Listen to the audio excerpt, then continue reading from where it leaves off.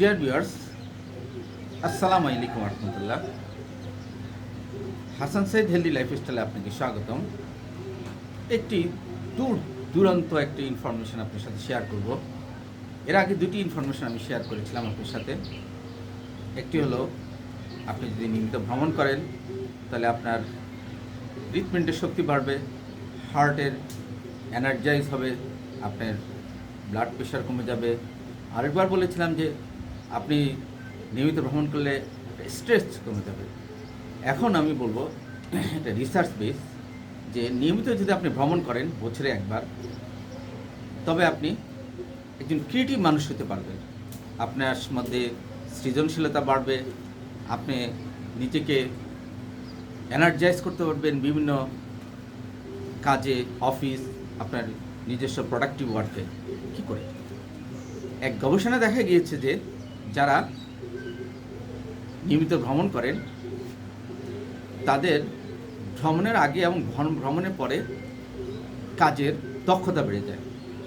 সায়েন্টিস্টরা বলতে চাচ্ছেন যে নিয়মিত ভ্রমণ করলে আপনি ভ্রমণের পরে 200 থেকে 6 সপ্তাহ পর্যন্ত আপনি একটা ফোকাস এবং ক্রিয়েটিভ ওয়ার্ক করতে পারেন। অর্থাৎ আপনার মাইন্ডটা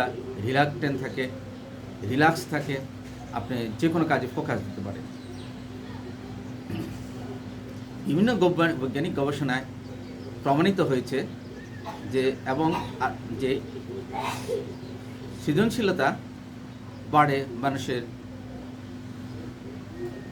ভ্রমণ বা জার্নি থেকে। কী করে?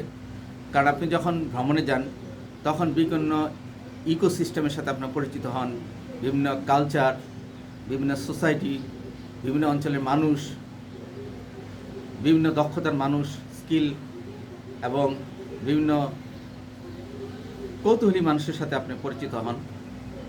তাদের স্কিল, দক্ষতা, পজিটিভগুলো আপনি অ্যাকসেপ্ট করেন। ইকোসিস্টেমের কারণে আপনার নতুন ইকোসিস্টেম দেখেন। সুতরাং ভ্রমণ আপনাকে অবশ্যই ক্রিয়েটিভ করে।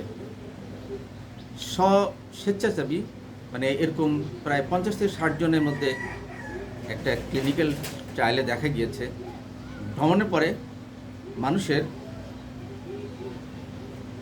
স্ট্রেস কমে, ক্রিয়েটিভিটি বাড়ে। ধন্যবাদ। আসসালামু আলাইকুম ওয়া রাহমাতুল্লাহ।